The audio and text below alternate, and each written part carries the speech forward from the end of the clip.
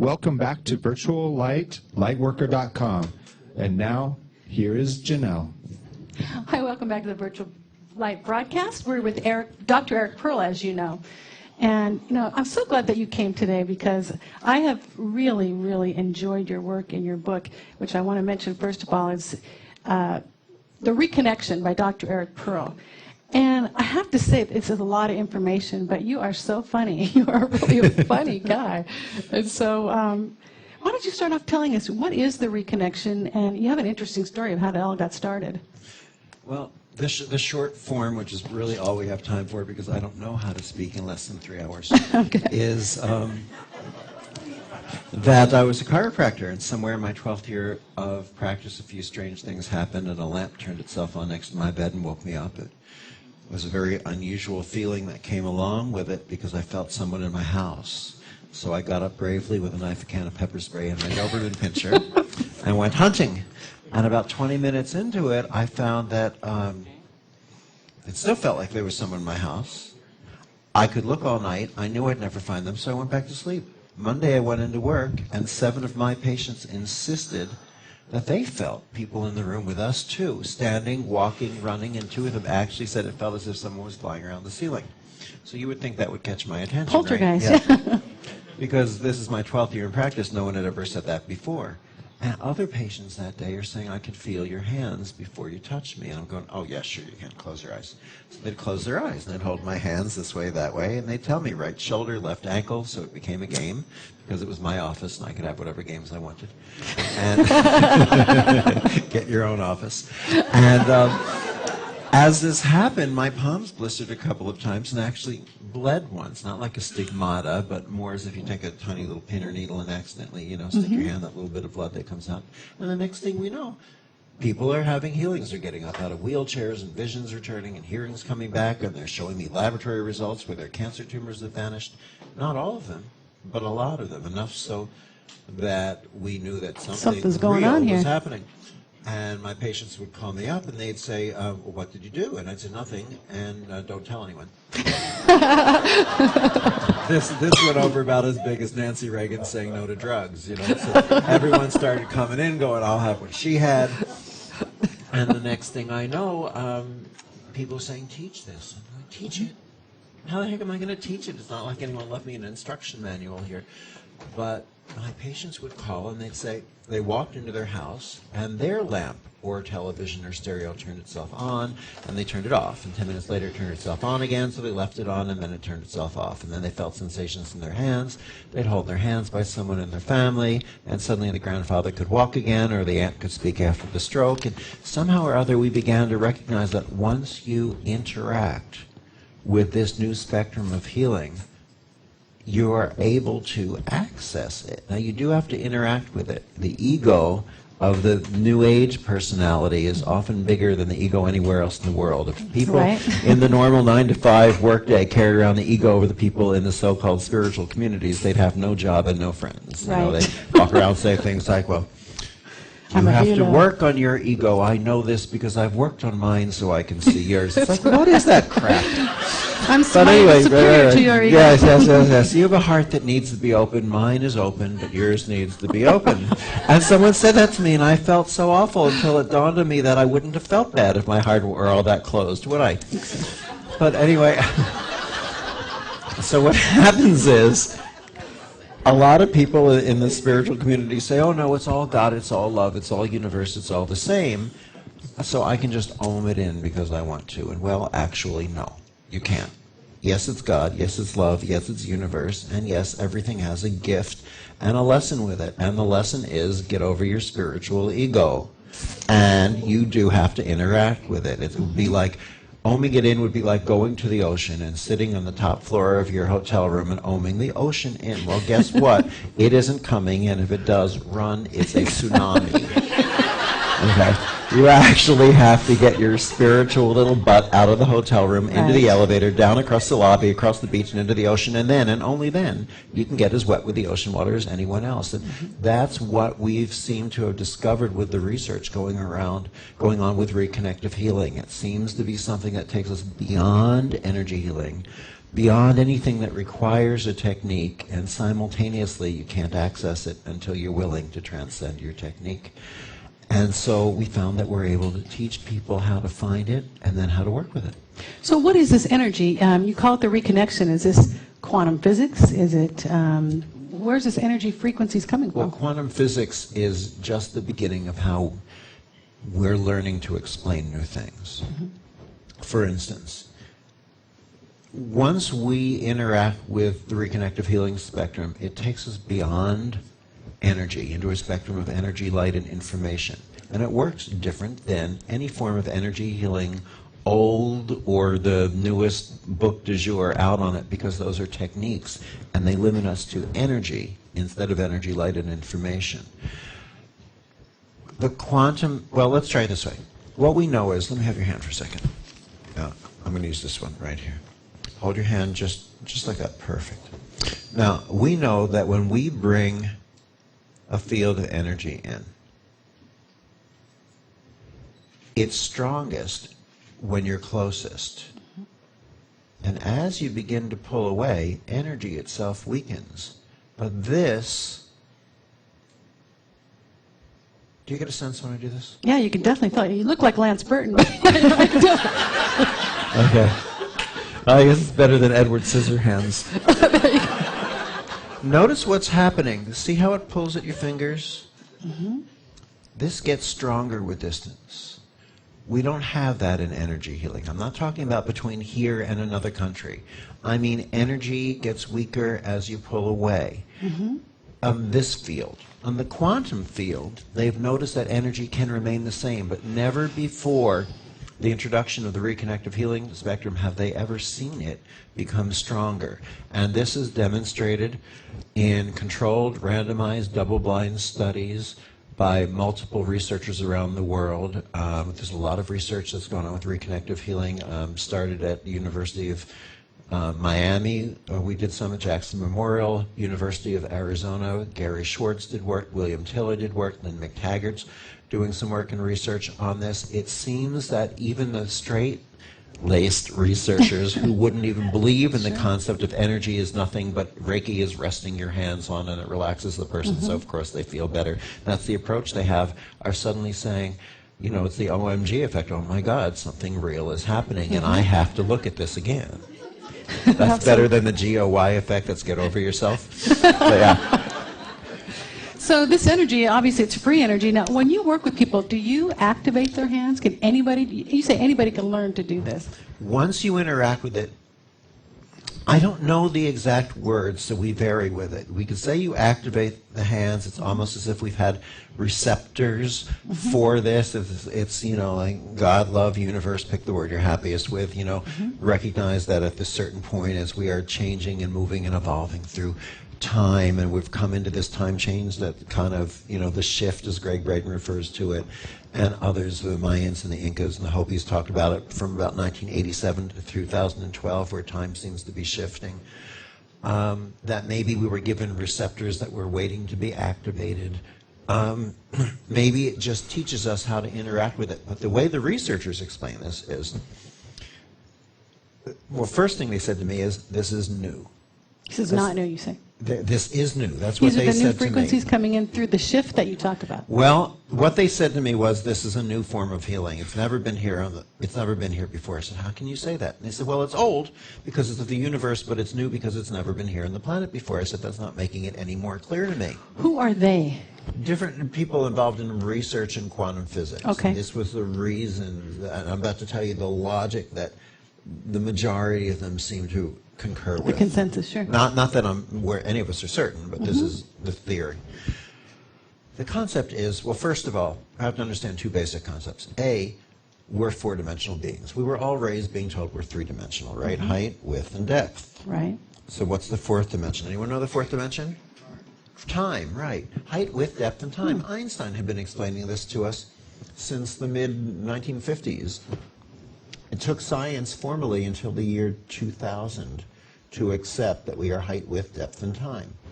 So picture us in our little four-dimensional playground in this huge multi-dimensional universe. And in quantum physics, they describe our playground as a bubble. So picture us living, here's our little bubble, like a giant bubble going up through boiling water, and this one's ours. And the wall of the bubble is comprised of height, width, depth, and time. And our bubble has been filled with energy. And we've recognized various subsets of this energy. Reiki, Jirei, Jinshin, Qigong, Mahjong, Beijing, EFG, XYZ, 1, 2, 3, and it's all about the healing techniques, right? However, and there's no room for anything more. We have the energy. But suddenly, there's a shift in time. Time is moving faster. Now, that's the way the researchers say it, but in conversation, we find out faster is not really the most descriptive word. Because faster seems to be a linear concept, beginning, middle, end. Time went by so quickly, couldn't get anything accomplished. Really what's happening is time is moving faster, but it's moving faster in all directions at once. So what's really occurring is that time is expanding. So if we overlay these two concepts, here we are in our little four-dimensional bubble in this huge multi-dimensional universe. Our capacity is filled with the energy that we've had here, hence energy healing. But suddenly one aspect of our bubble, the time aspect, is expanding. Then our playground or our bubble in the universe is expanding, and suddenly we're able to receive more. So it's a continuum that goes now beyond energy into energy, light, and information. It allows us to transcend our steps and our techniques and all the fear of doing it right or doing it wrong that goes along with us to access a broader level of healing. But it also requires that we do, because you see, the gift of a technique comes only in its transcendence. It's the only way you can honor a master is to transcend the method, the technique itself. Techniques are gorgeous, they're wonderful, they're gifts. They're like training wheels on a bicycle. If you have a small child on a big bicycle, thank God for training wheels, right? Right, exactly. The child won't get hurt, they can learn to tip, he or she can learn to tilt left or right safely and begin to find their sense of balance. But at a certain point in time, also thank God there's an adult around who sees the larger picture, says time to remove the training wheels. Because left on their own, that child might say, well, I'm tipping left, I'm tipping right, I'm not falling, so that's better, but I'm still not balanced. So maybe I need a second set of training wheels. I'll get the 24-karat gold set, I'll get the ones that make the little beeping sounds, I'll get the ones with the light beams so I can see when I'm... And pretty soon that child might learn to master a bicycle with 24 sets of training wheels, but they'll never master the bicycle until the training wheels come off. Our healing techniques are like this. I could give you a technique to learn something. If I want to get to that point, but I'm over at this point, you could offer me a technique, step halfway, and step halfway again, and step halfway again. And the reality is I get closer to that mastery. The illusion is thinking that I will ever arrive. I won't, because each time I step only halfway. So I can go look for my second set of training wheels. Step halfway, draw a Japanese symbol in the air. Step halfway, do a Japanese symbol in the air, turn in a clockwise circle, add a piece of moldavite. I can learn 24 techniques and levels of healing, energy healing techniques, but I will never master healing. I will only master the technique until I'm willing to transcend the technique, put it down, and simply step to where we're going. That's very interesting, and I like that. In fact, in the book you talk about that we've held on to these modalities that we've always been told that you've got to ask permission to work on somebody, you've got to call in protection, you got to throw some salt in the corner and turn 3 times, and you're saying that's really outdated now. That's not necessary anymore. It's not a question. Outdated is not the word that I'd use. It's like our blankie. We like to hold on to that. It's like the blankie. What color was yours? How many of you remember? The binky, yeah. It's, as we evolve, we're given lessons. We're given, little barriers to jump over, and they keep getting raised. And they're all barriers about one thing, which is fear. It's all fear. When these healings first started happening, people, their bodies are moving on tables, and their muscles are moving in their face, and many of them are speaking words, and they're speaking 6 specific phrases over 50 different patients who never channeled a term before, or you could call it speaking in tongues. Some people call it speaking in tongues, won't speak to the people who call it channeling, but that's something else. Whatever it is, people who've never done that before, suddenly doing it. I needed some answers. I figured, what's going on? So I figured, who would know this but healers? So I went to the New Age magazines in the back of the health food stores, and I flipped through for all the healers advertising themselves. You know, come to me, I'm Larry Lightworker and Charlie Channeler and Helen right. Healer, and, you know, and the crazy pictures and the huge blonde hair that won't even fit in the picture because it's teased up and ratted so much. And so I decided to call the ones whose photographs made them look the most sane. Both of them. Don't look at me that way. I mean, if you want nice, the nice, pleasant, accepting everyone seminars down the hall, you're in this one. Now, I'm here to make a change. Put on your steel-toed boots, because you don't make a change without stepping on some toes. You just don't. Anyone can sit here and go, is that what you think? Isn't that lovely? That's somewhere else.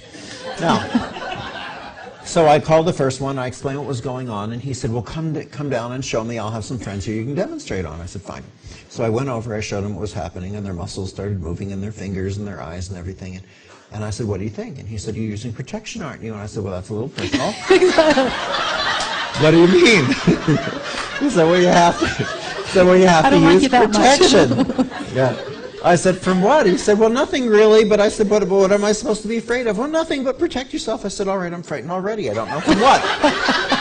He said, well, you got to call in the presence of Mother, Father, God. I said, all right, fine. So I go back to my office. I'm ready to do a session, but I don't know what Mother, Father, God really looks like. So I decided to do a Mother God and a Father God, and they're both gods. I'll make them real big.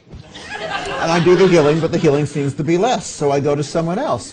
They say, come over and show me. I show them what's going on. They said, you're using protection, aren't you? I said, of course, I'm calling in Mother, Father, God. They said, what about the archangels? Who knew? So you have to get Michael, Ariel, Gabriel, Raphael. Michael goes in the right. I think Ariel has the light, goes in the front. I forget who goes where. Shekinah for good measure. Excuse me, Mother, Father, God. Could you move a little bit? Because I need an archangel over there, and I'm doing the healing sessions, and it seems to be less. So I go to someone else, says, call in Jesus. I call in Jesus. I go to someone else, said, call in Sananda. I said, who's Sananda? They said, it's the star name for Jesus. I said, I already have Jesus. They said, you need them both. So pretty soon, I've got a list of 3 columns of names I don't even know. Lao Tzu and matzo ball. I'm calling in everyone. I can hardly fit in the room. Someone else says, say a prayer. I said, which one? They said, the 23rd Psalm, which is no short little ditty.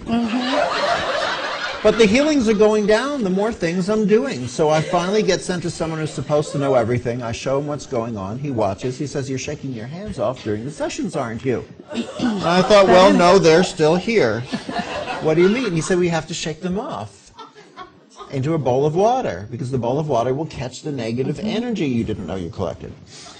But it could escape, so you have to put salt in it, because the salt will break it up. Should be sea salt, medium grade, but kosher will do. You move up and down the body 3 times, carefully shaking the negative energy off into the salt water, but careful not to get any on you, because if you do, you have to keep a bottle of alcohol by to spray yourself off. If I knew that alcohol would cure the evils of the universe, That's right.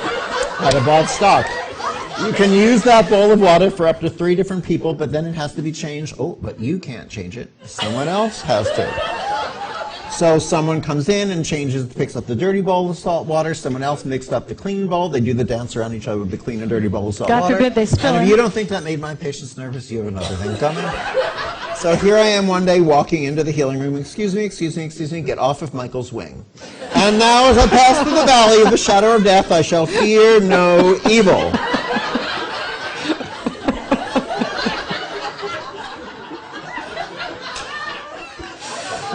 This used to be lots of fun, I'm thinking to myself, and now it's becoming boring. All I do is count to 3, and I look down, and I swear that water rippled. I'm going, no way. And it did. It seemed to ripple. So I tried a high one and a low one under my leg. Doing the hokey It was the pokey. first time I had fun in months at that point in time. I hope you're getting paid by the hour, It too. really. And all of a sudden, in the last flip, I popped this knuckle. It turned purple for 2 years.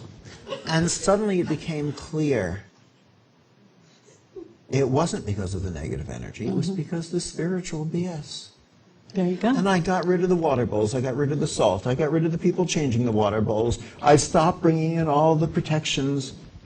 I still say one prayer. It's thank you. Thank you. I know I'm working in light and love. And you know what? Because every time we protect ourselves, what are we really bringing into the equation? Well, you Fear. say that in your book, and I love that. You quote that you cannot,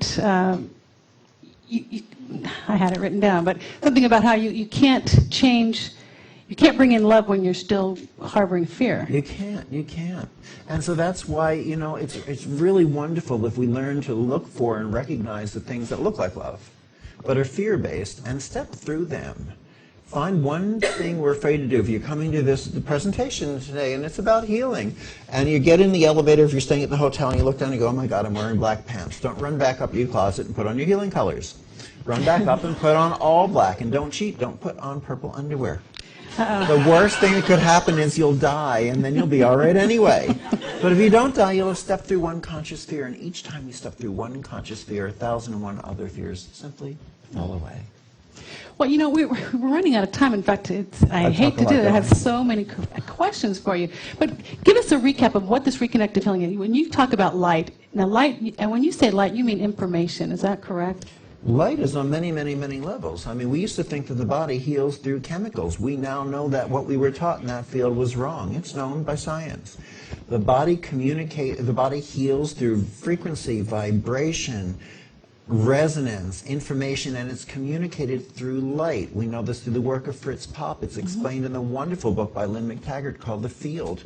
And light explains the instantaneous communication. When we vibrate at a level of light, anything denser than light, including most health challenges, falls away. William Tiller is known for the Tiller-Einstein model of negative entropy. Things degenerate, go into disorganization as more and more speed is introduced in the field up to the speed of light when we begin to regenerate or heal. So when we begin to do this level of healing, what I feel in my hands when I do this is a vibration that feels like a bliss.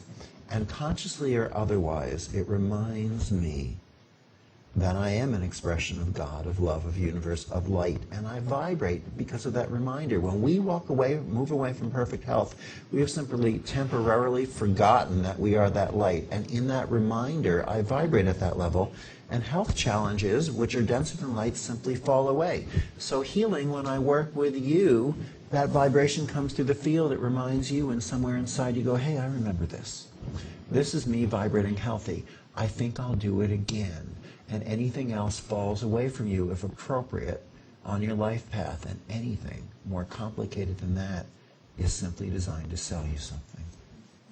Boy, that's going to change a lot of people's minds. Piss off a lot of people, won't it? Absolutely.